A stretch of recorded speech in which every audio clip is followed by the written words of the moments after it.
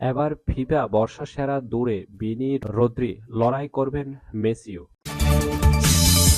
ইসকনের নামে আওয়ামী লীগ নতুন করে আসার চেষ্টা করছে, বললেন হেফাজত। দেশ নিয়ে গভীর ষড়যন্ত্র চলছে, বলছেন শাইখে চরমোনাই। সর্বশেষ জানাবো, গাইবান্ধায় বিএনপি ৩ নেতার পদ স্থগিত। এতক্ষণ শুনছিলেন শিরোনাম, এবার বিস্তারিত। নিয়মিত সংবাদ পেতে চ্যানেলটি সাবস্ক্রাইব করে রাখুন এবং ফেসবুক থেকে দেখলে অবশ্যই পেজটি ফলো দিয়ে রাখবেন নিয়মিত সংবাদ ভিডিও পেতে। এবার ফিফা বর্ষসেরা দৌড়ে বিনি রদ্রি, লড়াই করবেন মেসিও। কিছুদিন আগে ভিনিসিয়াস জুনিয়রকে পিছনে ফেলে ব্যালন ডি'অর জিতেছেন রদ্রি। এবার ফিফার বর্ষসেরা ফুটবলারের দৌড়ে রয়েছেন এই দুই তারকা ফুটবলার। তাদের সঙ্গে লড়াই করবেন লিওনেল মেসিও। বর্ষসেরা ফুটবলারের পুরস্কার দ্য বেস্ট 2024 এর মনোনয়ন তালিকা প্রকাশ করেছে ফিফা, যেখানে 11 জন ফুটবলারের মনোনয়ন পেয়েছে। আর মনোনয়ন পাওয়া 11 জনের মধ্যে 7 জনেই রিয়াল মাদ্রিদের খেলোয়াড়। তারা হচ্ছেন Vinicius Junior, Jude Bellingham, Rodrygo, Dani Carvajal, Federico Valverde, Toni Kroos ও কিলিয়ান এমবাপ্পে। বাকিরা হচ্ছেন ম্যানচেস্টার সিটির আর্লিং হায়ার, রদ্রি, বায়ার লিভারকুসেনের ফ্লোরিয়ান রিটস, বার্সেলোনার লেমিনে ইয়ামাল এবং ইন্টার মায়ামির লিওনেল মেসি। সর্বশেষ 2 বছর সহ 4 বার দ্য বেস্ট জিতেছেন মেসি। এছাড়াও পুরস্কারটির মনোনয়ন তালিকায় প্রতিবারই ছিলেন আর্জেন্টিনার অধিনায়ক।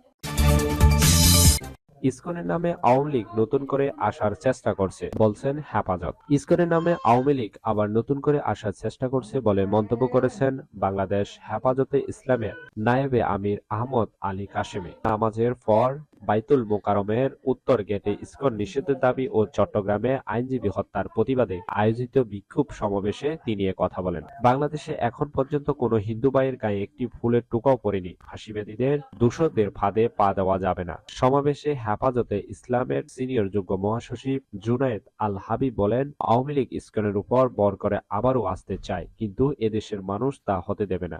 দলটির আরেক নায়েবে আমির মাওলানা মহিউদ্দিন রব্বানী বলেন, ইসকন কোনো হিন্দু সংগঠন নয়, তারা জঙ্গি সংগঠন। ভারত এই দেশকে বিপদগামী করার চেষ্টা করছে, সেটা সফল হতে দেওয়া যাবে না।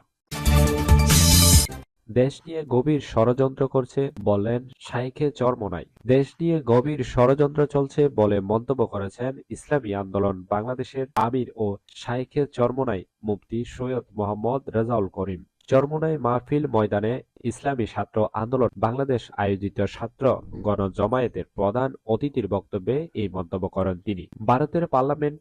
ভারতের পার্লামেন্টে বাংলাদেশ নিয়ে আলোচনায় প্রশ্ন তুলে রেজাউল করিম বলেন, আমাদের দেশ নিয়ে গভীর ষড়যন্ত্র চলছে। আমাদের দেশ নিয়ে ভারতের পার্লামেন্টে আলোচনা হবে কেন? আমরা কি স্বাধীন দেশের নাগরিক নই? হিন্দুরা এদেশের নাগরিক, তাদের ভালো মন্দ আমরা দেখব। এটা নিয়ে অন্য দেশের আলোচনা হবে কেন? গাইবান্ধায় বিএনপির ৩ নেতার পদ স্থগিত। গাইবান্ধার সাদুল্লাপুর উপজেলা দলের ৩ নেতার পদ স্থগিত করেছে বিএনপি।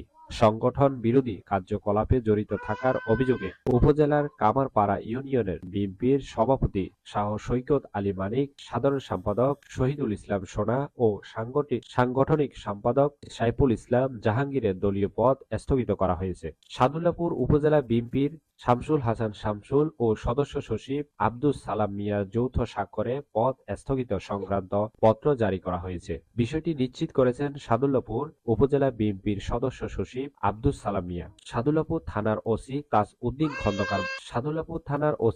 উদ্দিন খন্দকার বলেন, কামারপাড়া ইউনিয়ন পরিষদে সৃষ্টি জামিলার খবর পেয়ে ঘটনাস্থলে পুলিশ পাঠানো হয়। এই ঘটনায় একটি অভিযোগ পাওয়া গেছে। তদন্ত সাপেক্ষে আইনগত ব্যবস্থা নেওয়া হবে। এই ছিল এখনকার সংবাদ। নিয়মিত সংবাদ পেতে চ্যানেলটি সাবস্ক্রাইব করে রাখুন। সজীব চৌধুরী, বাংলা নিউজ 24।